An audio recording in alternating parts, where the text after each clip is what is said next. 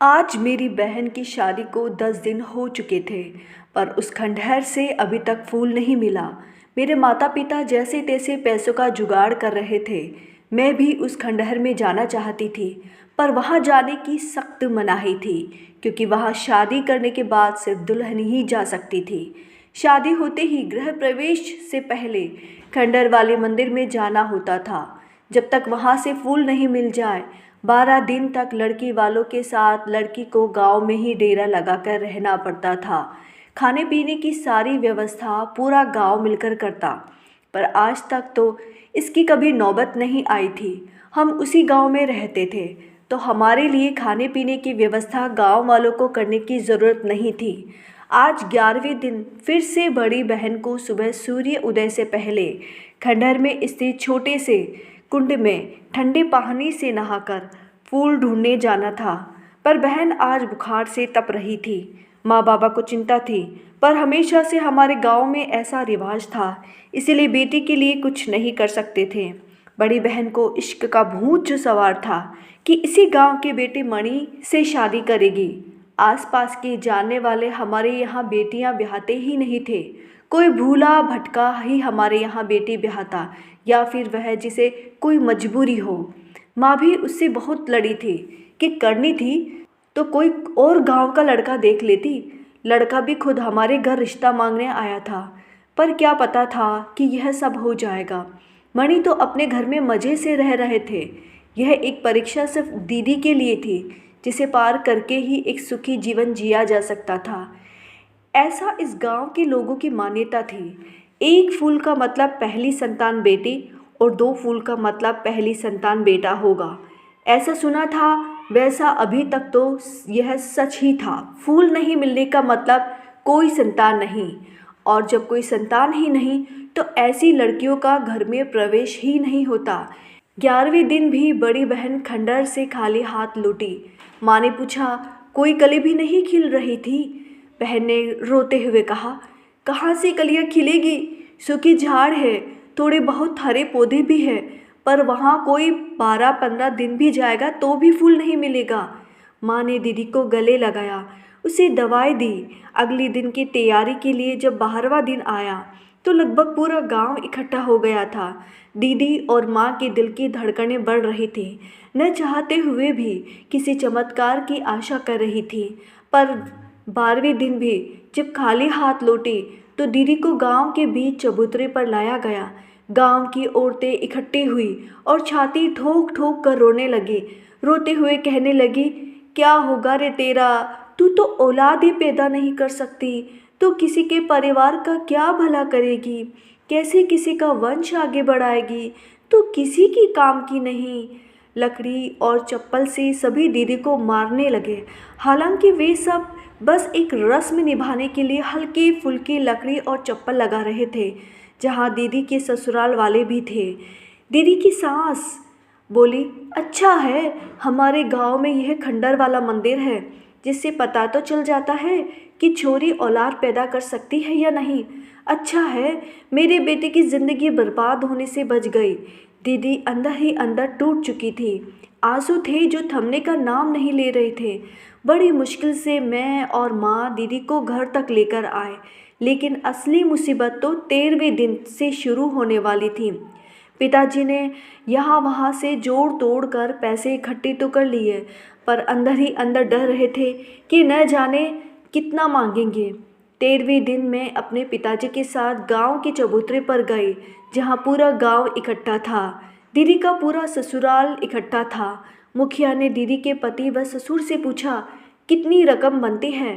तो उन्होंने कहा, सभी जोड़ दौड़ कर 500 रुपये। पिताजी हाथ जोड़कर विनती करने लगे, थोड़ा तो कम करो, अभी तो बेटी पत्नी के गहने मिलाकर 200 रुपये ही कर पाया हूँ, रहम करो।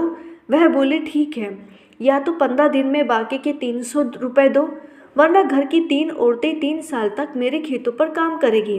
पिताजी बोले, ऐसा जुल्म मत करो, ऐसा हुआ तो हम दाने दाने को मोहताज हो जाएंगे।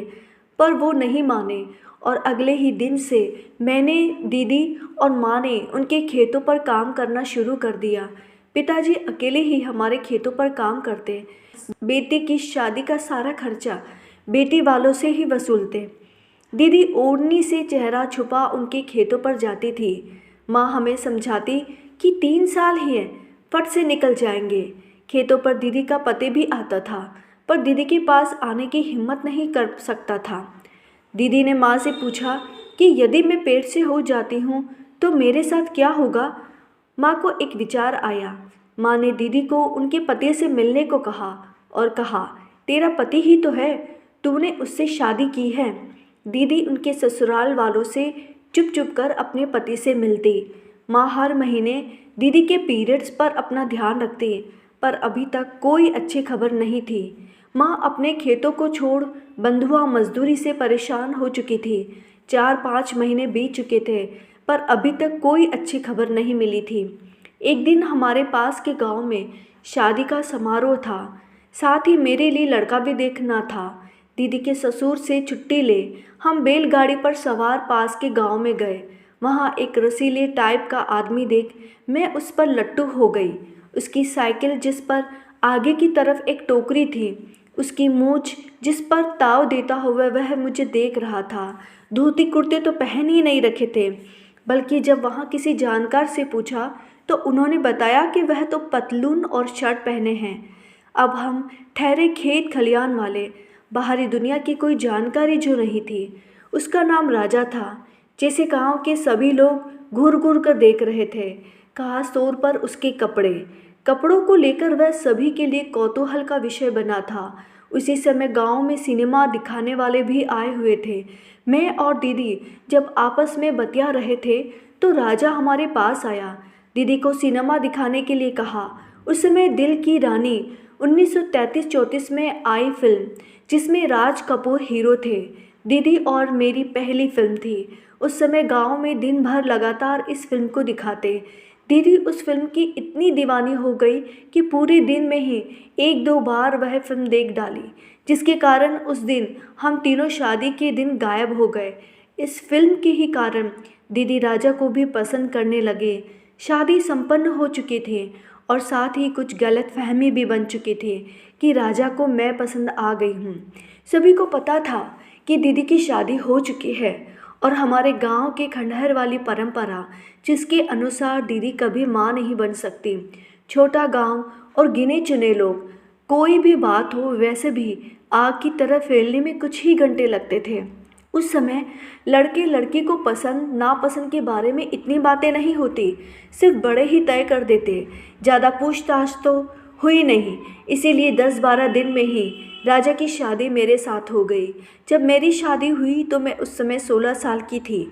दीदी मेरे पास ही थी। दीदी 19 की और राजा 22-23 का था। राजा और दीदी की आंखें एक दूसरे से टकराती और वे एक दूसरे को प्रेम का इजहार कर रहे थे। मुझे पता था कि वह एक दूसरे को पसंद करते हैं।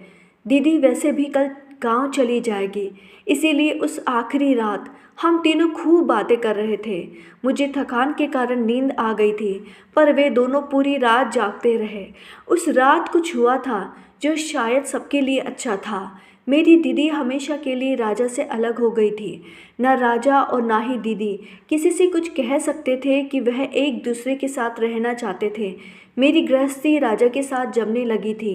दीदी के ससुराल वाले मणि के लिए आसपास के गांव में लड़कियां देख रहे थे, पर हमारे गांव की परंपरा के कारण उनकी शादी भी नहीं हो पा रही थी।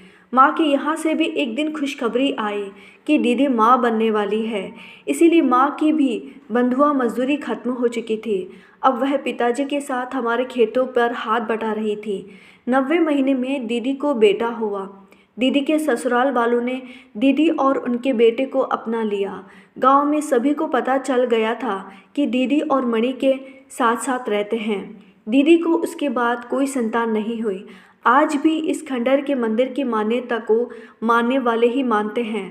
उस समय दीदी से कुछ गलत हुआ या सही, पर भला सभी का हो गया।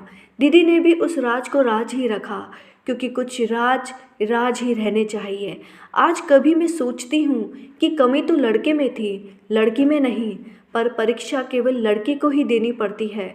कटघरे में लड़के नहीं उतरते। इतिहास भी गवाह है कि परीक्षा सिर्फ एक औरत को देनी पड़ती है। पर क्यों? यदि ये कहानी आपको अच्छी लगी है तो please like, share and subscribe my channel. Thank you.